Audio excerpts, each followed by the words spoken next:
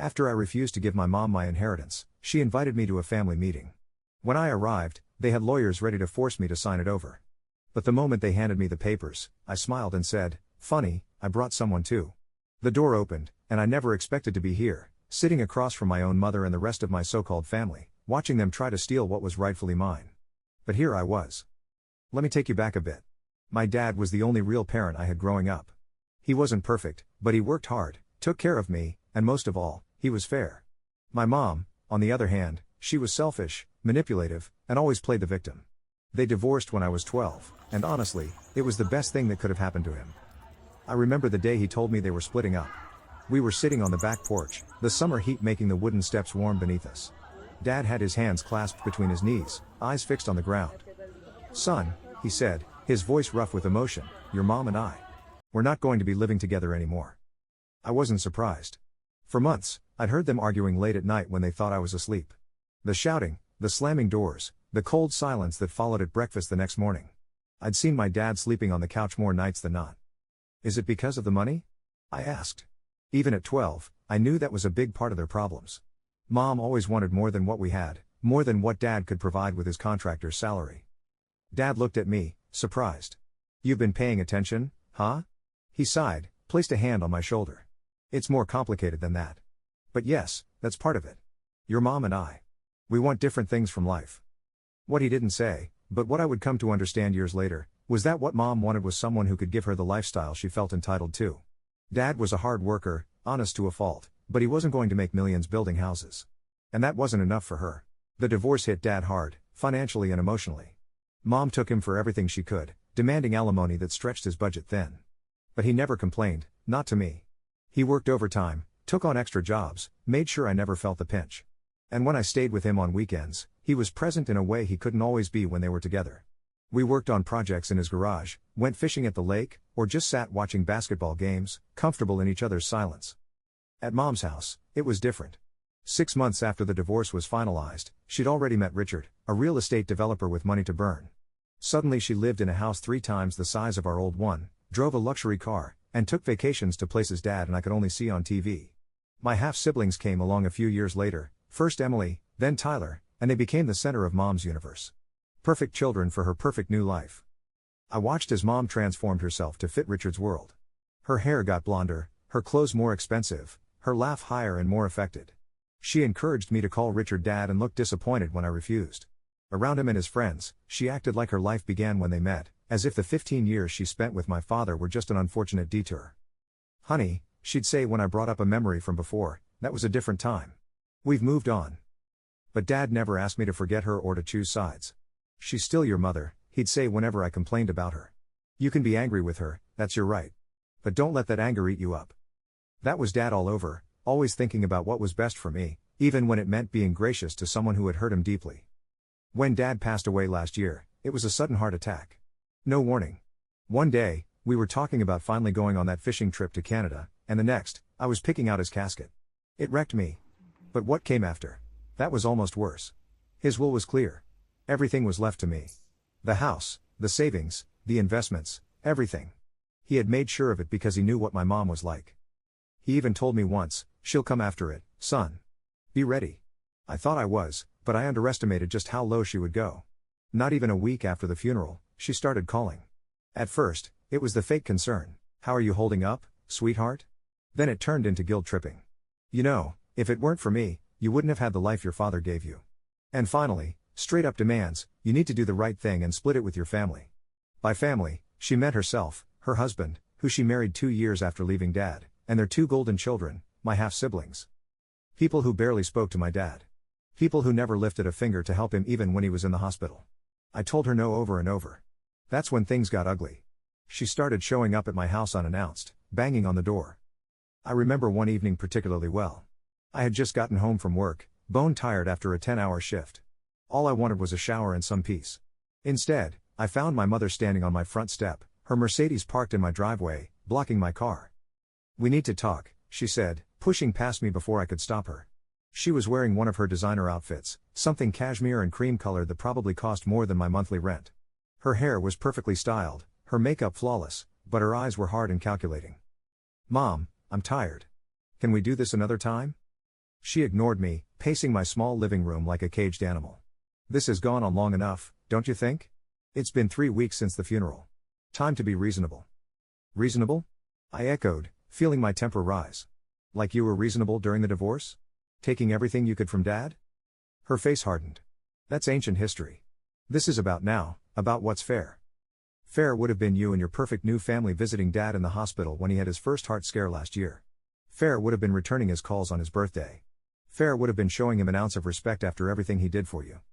She flinched, just slightly, then recovered. Your father made his choices, and I made mine. That's water under the bridge. But this inheritance? That affects all of us. No, I said firmly. It affects me. Dad left it to me because he wanted me to have it. End of story. Her expression changed then, softened into something that might have looked like genuine concern to someone who didn't know her. Honey, I'm worried about you. All that money, all at once. It's a lot of responsibility. You're young, you could make mistakes. I almost laughed. I'm 32, Mom. Not exactly a kid. You'll always be my baby, she said, reaching out to touch my cheek. I stepped back, and something flashed in her eyes, anger, frustration, I couldn't tell. Think about what your father would want. He'd want you to share with your siblings. No, he wouldn't, I said flatly. He would want exactly what he put in his will. For me to have what he worked for. What he saved for. What he planned for. Her face went cold then, all pretense gone. You always were stubborn, just like him. Fine. Do what you want. But remember, family is forever. You're choosing money over blood right now. That's rich, coming from you, I replied, walking to the door and holding it open. Wasn't that exactly what you did when you left? She stormed out without another word, but I knew it wasn't over. My mother never gave up easily, especially when money was involved. When I stopped answering her calls, she had my half-sister leave long, dramatic voicemails about how I was tearing this family apart. Then came the threats. She claimed she would contest the will, that she would drag this through the courts for years. I held my ground. Then out of nowhere, I got an invitation to a family meeting. That should have been my first red flag. My family never met for anything unless it was to cause drama, but something about it felt different. The wording was off, too formal. I almost didn't go. But then, something in my gut told me I needed to see what they were up to. The invitation came on thick cream stationery, the kind you'd use for a wedding announcement. The Hanson family requests your presence for an important family discussion, it read, followed by a date, time, and my mother's address. At the bottom, in smaller print, regarding the estate of William Jensen. Using my father's full name like that, so impersonal, made my blood boil. To them, he wasn't a person, he was an estate, a collection of assets they felt entitled to. I called my best friend, Mike, that night. We'd been close since college, and he'd been a rock through Dad's death and everything after. They're planning something, I told him, pacing my apartment. I can feel it. So don't go, Mike said simply. You don't owe them anything. But if I don't show up, I'll never know what they're trying to pull. Mike was quiet for a moment. Then go, but be prepared. And maybe bring backup. That got me thinking. Dad had always trusted his lawyer, a straight-talking woman named Patricia Ramirez who'd helped him set up his will and handled his business affairs for years. I'd met with her after Dad died, and she'd been clear about everything. The will was solid, my mother had no claims, all the paperwork was in order. I called Patricia the next morning and explained the situation. She listened without interrupting, then said, "This sounds like an ambush. If you're going, I'm coming with you. But don't say anything about me beforehand." You think they're that serious? I asked, surprised by her immediate offer to help. Your father was very clear about his wishes, she replied. He also warned me about your mother. Said she'd try something like this if he died first. I promised him I'd make sure his will was respected. The day of the meeting, I felt sick to my stomach. Patricia and I agreed to arrive separately, me right on time, her a few minutes later, once the meeting had started. As I drove to my mother's house, memories flooded back. The few awkward holidays I'd spent there as a teenager. The way Richard would talk down to Dad when they had to interact for school events. The constant comparisons between me and my half-siblings. I parked on the street rather than in the driveway, giving myself an easy exit. Taking a deep breath, I walked up to the house I'd never felt welcome in and rang the doorbell. When I walked into my mom's house that day, I knew immediately that I had walked into an ambush. The living room had been set up like some kind of courtroom. My mom sat in the center next to her husband, smug as ever. My half-siblings were there too, looking way too pleased with themselves. And then there were the two men in suits. Lawyers. I didn't even get a hello. One of the lawyers stood up and said, "We're here to discuss the proper distribution of your father's assets." I almost left. Proper distribution? He handed me a thick stack of papers. This is a revised agreement. It outlines a fair division of the inheritance among all immediate family members. I flipped through it. They wanted me to sign over 75% of everything. The house, the savings, even my dad's car. I looked up at my mom. You have got to be kidding me. She sighed dramatically, like I was some disobedient child. This is the best solution for everyone. You don't need all of it. Be reasonable. Reasonable? They wanted to take everything my father worked for, everything he left for me, and they thought I would just roll over and let them. I took a deep breath and smiled. Funny, I said, tossing the papers onto the coffee table. I brought someone too. The door swung open, and in walked my lawyer. But not just any lawyer, my father's lawyer. The one who drafted his will. The one who knew every single legal safeguard my dad put in place to prevent exactly this from happening. My mom's face went pale. Her husband shifted uncomfortably in his seat. My lawyer didn't waste any time. She picked up their so-called agreement and flipped through it. Then without looking up, she said, "This is cute. Illegal, but cute." One of the other lawyers cleared his throat. "We believe that given the circumstances, a redistribution." My lawyer cut him off. "Let me stop you right there. The will is ironclad. Any attempt to contest it will be laughed out of court. And if you so much as try to coerce my client into signing away his inheritance, we will press charges for fraud and attempted extortion." Dead silence. Then, my mom's voice, sharp and desperate, "You wouldn't do that. You wouldn't take your own mother to court." I looked her dead in the eye. "Try me." The room was silent. No one dared to move. My mom, who always had something to say, just stared at me like she didn't recognize the person in front of her. My half-sister, usually full of fake sympathy, suddenly looked like she wanted to sink into the couch. My stepdad? He was gripping the armrest so hard his knuckles had gone white. Then, the lawyer sitting next to my mom cleared his throat. "There's no need for hostility. We're just trying to come to a mutual agreement." Mutual agreement, my ass. I folded my arms and leaned back in my chair. A mutual agreement would have been talking to me before you had a lawyer draft up a document that steals what's mine. My lawyer flipped the contract shut and dropped it onto the table. "This document wouldn't hold up in court for 2 seconds. And if you think my client is signing anything today, you're out of your minds." My mom exhaled sharply. "This is ridiculous." I turned to her. "No.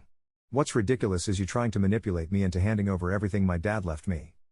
Her voice turned sharp. "He didn't leave it to you because he loved you more. He just didn't think things through. You don't need all of it. Your siblings deserve their fair share."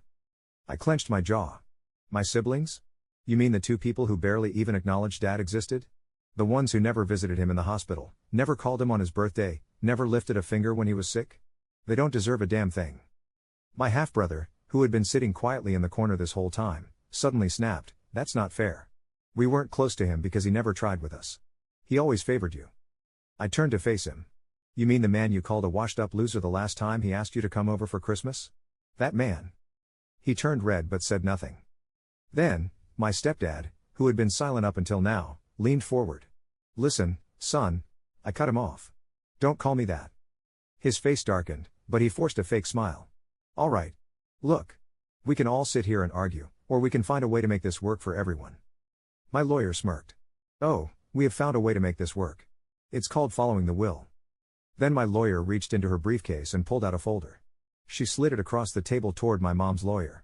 "That contains a full legal breakdown of the will, copies of my client's rights, and a cease and desist order. If you or your clients continue harassing my client for money, we will pursue legal action." My mom's lawyer flipped through the pages, his face growing more serious by the second. That's when my mom snapped. She stood up so fast her chair nearly tipped over. "You would do this to your own family?" I looked up at her. "You stopped being my family the moment you tried to steal from me." Her hands curled into fists. "You think you're so much better than us, don't you?" I just stared at her. And then she did something that made my blood run cold. She smiled. Not a normal smile. A calculated one. She sat back down, smoothed out her blouse, and sighed. "All right. Fine." She gestured at her lawyer. "We won't fight it." That was too easy. Way too easy. My lawyer must have sensed it too because she narrowed her eyes. "Good. Then we'll be taking our leave." We gathered our things and walked to the door. But just as I stepped out, my mom called after me. "Take care of that house, sweetheart." I paused, turned back. Her smile was still there. You never know when accidents can happen. The hairs on the back of my neck stood up. I didn't say anything, just walked out. But as I drove home, her words echoed in my head. Something wasn't right, and I was about to find out just how far my mother was willing to go. In the car, Patricia looked over at me, concern etched on her face.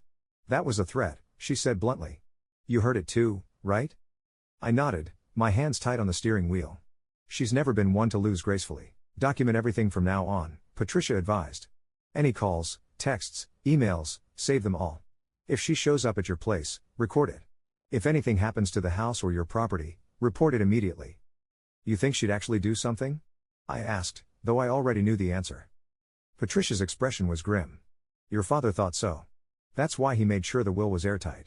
He was protecting you, even after he was gone. That night, I sat in my apartment surrounded by Dad's papers, insurance policies, bank statements, property deeds. Everything was in order, just as he'd left it. I found myself looking at a photo of us from my college graduation. Dad standing tall and proud in his best suit, arm around my shoulders, beaming at the camera.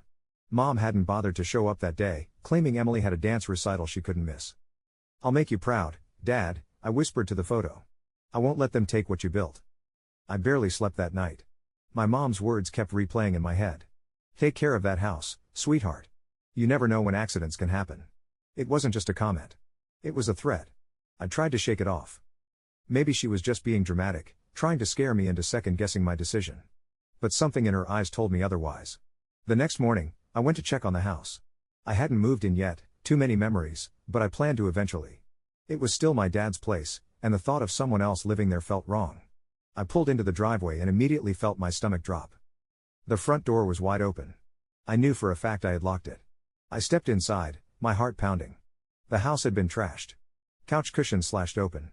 Drawers pulled out and dumped onto the floor. My dad's framed photo shattered. And in the middle of the living room, written in red spray paint across the wall, was one word: thief. I clenched my fists. I didn't even have to guess who was behind this. I pulled out my phone and called the cops. While waiting, I checked the rest of the house. The damage was bad, but nothing seemed stolen. This wasn't a robbery. It was a message. Walking through the wreckage of Dad's home felt like a second loss. Every broken picture frame, every slashed cushion, every upended drawer was a violation. In his bedroom, I found the closet ransacked, his clothes thrown on the floor, some of them cut to pieces. His toolbox in the garage had been emptied, hammers and screwdrivers scattered across the concrete. Even the garden shed hadn't escaped, bags of soil had been ripped open, plant pots smashed. But it was the kitchen that hit me hardest.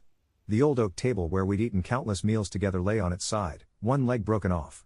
And the refrigerator door stood open, the family photos and notes that had been held by magnets now torn to confetti on the linoleum floor. I knelt down, picking up the fragments, and found a piece of a photo from my high school graduation. Just Dad's smile in one eye, the rest of it gone. That's when I felt the tears come, hot and sudden. I wasn't just crying for the damage. I was crying for the hatred behind it, the pure spite that would drive someone to destroy not just things, but memories. When the police arrived, I told them everything. The threats, the inheritance battle, the so-called family meeting. The officers took notes, asked a few questions, but I could tell they weren't going to do much. Without security footage or witnesses, it's hard to prove who did this, one of them said. I almost laughed. Like I didn't know exactly who was responsible. I filed the report anyway. If nothing else, I wanted it on record. Then I did something I knew my mom and her little army of thieves wouldn't expect. I installed cameras. And not just a couple of cheap ones, I went all in. High definition, night vision, motion-activated cameras covering every possible entrance. The front door, the back door, the garage, even the hallway inside. Then I waited. Sure enough, they couldn't help themselves. After the break-in, I couldn't bring myself to leave the house vulnerable. I called in sick to work and spent 3 days cleaning up the mess, repairing what I could, and installing the security system. Mike came over to help, bringing tools and takeout, not asking questions when I fell silent for long stretches. You should press charges, he said as we repainted the wall where thief had been sprayed. With what proof? I replied. The cops already said they can't do anything. Then move, he suggested.